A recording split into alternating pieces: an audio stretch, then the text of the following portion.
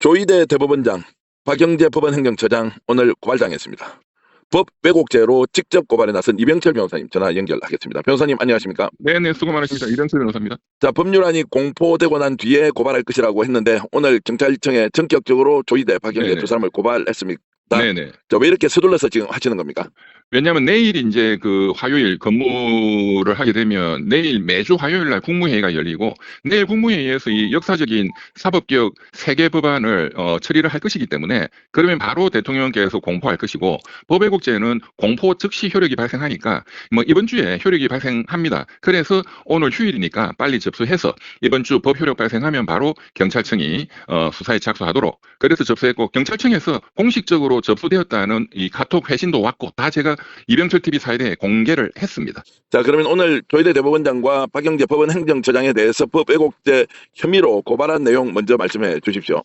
예, 제가 이제 그 어제도 인터뷰하고 제 이병철 TV 사이트에 한 5-6개 그 강의 영상을 올려놨는데 이제 작년에 7만 쪽에 달하는 이재명 그 대통령 후보에 대한 선거법 위반 사건 7만여 쪽의 종이 기록을 출력을 해가지고 그 대법관들 10대 2 12분이 꼼꼼히 다 봐야 되는데 그것을 보지 않았다 하는 것은 사실관계가 다 입증이 됐습니다. 그리고 천대엽 법원행정처장도 국회에 와서 거기에 대해서 답변을 못했고 그리고 전자기록으로 좀 봤을 것 같다. 그런데 전자기록으로 보는 것은 법적으로 효력이 없다까지 인정했어요. 그래서 이제 형사소송은 전자기록에 관한 법률이 작년 10월 10일 날 비로소 시행이 됐습니다. 작년 5월 달에 있었던 유죄 취지 파기환송 때는 기록을 종이로 출력해서 대법관들이 봐야만 된다라는 게 형사소송 법령에도 있을 뿐만 아니라 대법원 판례에도 있습니다. 대법원 판례가 피고인의 그런 인권 보호를 위해서 방어권 보호를 위해서 또 수사, 검사 그리고 판사의 그런 명확한 업무 처리를 위해서 형사소송법은 현재는 종이로 출력해서 반드시 해야 된다.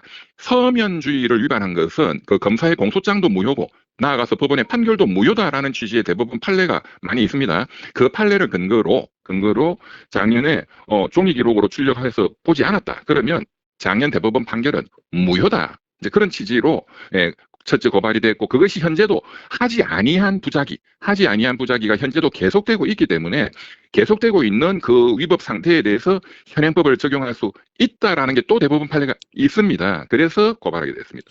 자, 그러면 이게 이제 소급 적용이냐 아니냐라는 논란이 네네네. 있는데 오늘은 이제 방송을 통해서 네. 소급 적용이 아니다라고 하는 대법원 판례를 좀 구체적으로 그렇습니다. 설명해 주시면서 왜 대법원에서 그렇습니다. 파기환송한 것을 문제가 네. 없다라고 이렇게 이제 보시는 것인지 요 부분에 네네. 대해서 설명을 사례를 가지고 직접 좀 해주시면 고맙겠습니다. 네. 그러니까 이제 작년 5월 1일 날 유죄 취지로 파기환송을 했는데 그때 종이 기록으로 7만 쪽을 다 출력해서 12명의 대법관이 꼼꼼히 다 읽어야 되는데 그걸 하지 아니한 부작위범을 저질렀다. 그러니까 직무유기적인 거죠. 그렇게 법이 할 것을 하지 아니했다. 그래서 상대방의 권익을 침해했다. 그러면 징역 10년 이하에 처한다라는 게 현재 법 왜곡죄입니다. 그런데 그것이 작년 4월 달에 벌어진 일이니 소급하는 것은 소급 금지 원칙 위반 아니냐에 대해서 대법원 판례가 지금 말씀드린 것처럼 작년에 즉시 끝나버리는 즉시범인 경우는 소급 적용이 안 되지만 이런 부작위, 직무유기 상태는 작년 그때부터 지금까지 계속 부작위가 지속이 계속되고 있기 때문에 현재의 법으로 처벌할 수 있다라는 게 한 게 있고요. 그 대법원 판례는 경찰관이 교통법 위반한 사람에 대해서 눈 감아줘 버렸어요. 그래서 눈 감아준 이 단속권을 행사하지 아니한 부작위, 직무유기가 지속되다가 나중에 걸려가지고 재판에 넘겨졌는데 그때 나온 대법원 판례가 지금 1년 동안 계속 경찰관의 직무유기가 계속되고 있으므로 이 전체에 대해서 계속범을 처벌할 수 있다라는 그 판례가 그대로 적용이 되고 두 번째는 전두환 노태우 그 5.18 특별법 사건에서 헌법재판소 및 대법원이 전두환 노태우에 대한 공소시효가 이미 완성이 돼버렸다 하더라도 완전히 공소시효가 완성되면 처벌을 못하죠. 그렇다 하더라도 역사를 바로 써야 된다는 그런 너무나 중대한 공익이 우선하기 때문에 완전히 끝난 사건도 소급해서 처벌할 수 있다. 친일파들의 재산 환수도 완전히 끝난 건데도 처벌하는 특별법은 합헌이다. 이제 이런 그 소급 적용이 허용된다는 판례들이 많이 있습니다. 자, 그러면은 이제 소급 적용 가능하다라고 하는 말씀 주셨고 이걸 이제 수사를 그러면 지금 이제 경찰청 국가수사본부에 지금 고발장을 접수했습니다. 그렇습니다. 그러면 경찰이 검찰과 판사를 수사는 이런 과정에 놓이게 되지 않습니까? 수사기관과 사법부에 대한 수사가 제대로 이루어질 수 있느냐 없느냐 하는 것도 많은 그렇습니다. 사람들이 이제 의문을 제기하는데 이거 지금 맞습니다. 어떻게 수사를 진행해야 합니까? 그러니까 지금 뉴스 검색을 해보니까 작년 5월 1일 그 유죄 파기환송 직후에 분노한 시민단체에서 여러 군데서 대법관이니까 공수처에 직무유기 직권남용으로 고발했다 이런 뉴스들이 많이 있고요. 그런데 공수처가 수사를 안 하고 있습니다. 지금까지. 그렇기 때문에 지금 이제 제가 경찰청에 고발을 했지만 왜냐하면 공수처 법상으로는 법 왜곡죄라는 게 없기 때문에 경찰청이 하는 게 맞고 그렇지만 경찰청도 역시 또 눈치나 보고 또 검사들도 앞으로 공소청도 눈치나 보고 기소도 안 하고 이럴 우려가 있기 때문에 상설 특검이 이 사건 이것은 너무너무나 중대한 사건이라는 건 뭐 전 국민이 다 아실 테고 그래서 이런 경우에 상설 특검이 수사를 해야 된다 그렇게 보입니다. 상설 특검이 이제 수사를 하면 아무래도 이제 이 정부에 직접적인 영향을 받는다라기보다는 국회에서 이제 특검법에 따라서 그렇습니다. 상설 특검을 출범시킬 수 있다는 것은 이제 어느 정도 균형감 있게 제대로 이제 수사를 할 수 있다 이런 기대를 할 수 있을 것 같고요. 네네. 그럼에도 불구하고 기소를 하게 되면 네. 당연히 현재 사법부가 뭐 유무죄에 그렇죠. 대한 판단을 또 하지 않습니까? 기소가 됐다 하더라도 맞습니다. 봐주기 판결할 수 있는 거 아닙니까? 맞습니다. 이런 그렇기 부분에 대한 때문에- 보완책이 뭐가 있을까요? 그렇기 때문에 우리가 지금 이 법왜곡죄가 단지 제가 고발한 사건뿐만 아니라 앞으로도 수사관을 처벌 대상으로 하고 검사, 판사를 처벌 대상으로 하기 때문에 앞으로는 이제 공소청에 공소관들을 처벌 대상으로 이제 하기 때문에 여기에 대한 2차 제도 개선 개혁이 필요합니다. 그래서 이런 법 왜곡죄에 대해서 이제 재판하는 경우에는 판사가 판사를 봐준다는 것은 뭐 눈에 보도 뻔한 거거든요. 따라서 역시 시민이 참여해서 판사가 함부로 마음대로 재판을 못하도록 재판에 대한 배심 제도, 시민 참여 제도를 현재 좀 있지만 이것을 법 왜곡죄는 필수적으로 만들어야 되고 공소청이나 검사의 기소에 있어서도 시민이 참여해서 기소 여부의 결정권을 갖도록 기소 배심 제도를 제2차 개혁 과제를 해서 이것을 법을 만들어서 시행을 해야만 이것이 실효성이 담보될 수 있다 이렇게 봅니다. 자, 그러면 현재 우리나라 제도로는 기소 단계에서 배심원들이 들어갈 수 있는 것인지 또는 재판 과정에서 지금 배심원 제도가 도입이 네. 되고 있는 것인지 그것의 네네. 결정은 누가 하는 것인지 네네. 설명 좀 해 주십시오. 네, 결론은 그 제도가 없는데요. 근데 이제 일부 참고하기 위한 제도로 검찰의 아주 중요 사건, 뭐 사회적으로 굉장히 관심이 높은 사건 이런 경우는 검찰청에서 그런 외부 인사들을 모셔가지고 의견을 듣는 기소 의견을 듣는 그런 제도가 있는데 그것은 구속력이 전혀 없기 때문에 그 의견을 안 듣는 경우가 태반입니다.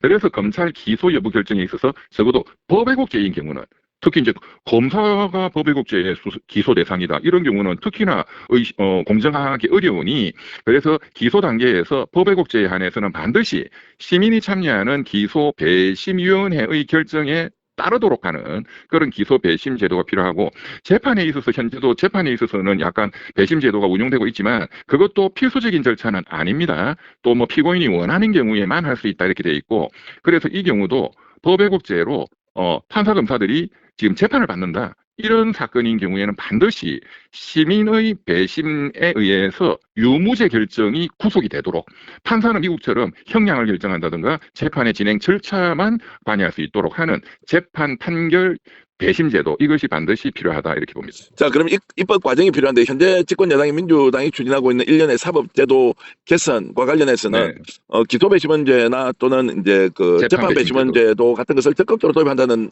흔적은 제가 지금까지는 발견하지 못한 것 같은데 어떻게 추진될 수는 있을 것 같습니까? 그러니까 여태까지 지금 뭐 민주당에서도 이제 깊게 생각을 안 한 것 같아요. 이제 이런 게 완성이 돼야 법 왜곡죄라는 게 실효성 있게 된다는 것까지는 고민을 안 하신 것 같은데 딱 저는 모르겠습니다. 다른 분들이 이런 논의를 하고 있는지는 제가 모르겠는데 제가 확인한 걸로는 그 민주당 법사위 김용민 의원님이 역시 제일 열심히 하세요.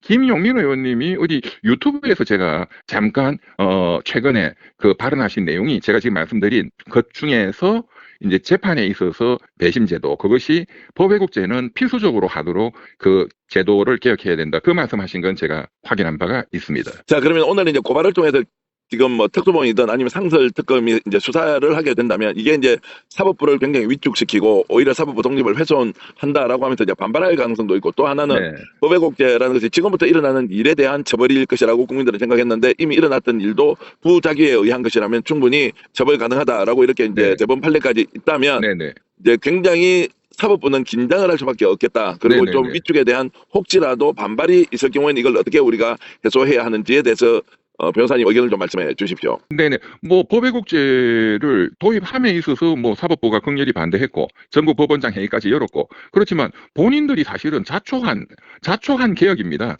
그래서 앞으로 이게 이제 집행됨에 있어서 그런 뭐 반대해봤자 이미 법은 시행이 되는 것이고요. 말씀드렸지만 보완적인 그런 배심 제도를 통해서 자기들끼리 봐주지 못하도록 하는 보완이 이제 필요하고 판검사들도 이제 여기에 수사관들 포함해서 이 법 왜곡죄에 적응이 되겠죠. 앞으로는 나쁜 짓을 못하도록. 예, 그렇게 하는 것이 또 이 제도 개혁의 그런 예방적 효과다. 이제 이렇게 보이고 이제 그리고 두 번째 과거지사 지난 것까지 소급해서 하느냐. 제가 강조드리지만 이것은 소급이 아닙니다. 현재도 계속되고 있는 위법상 현재 법을 적용하는 그래서 계속범이다. 현재범이다. 현재범. 예, 과거지사에 끝난 과거 범죄에 대해서 소급하는 것이 아니다라는 걸 다시 한번 강조드립니다. 자, 그러면 이번에 이제 법외국죄로 이병철 변호사님이 고발한 사람 지금 총 몇 명입니까? 5명입니다. 그래서 1호는 우인성, 김건희 무죄 판결 때린 우인성 부장판사, 2호는 지기현 부장판사, 그 사유는 윤석열 그 구속 취소 석방시킨, 3호는 역시 그 윤석열을 석방시킨 심우정 전 검찰총장, 4호가 오늘 조희대 대법원장, 5호가 이제 박영재 그 추심 대법관, 2명은 작년 5월 1일 유죄 취지 파기한소의 을 주도한 주범이다 이제 해서 고발을 했습니다.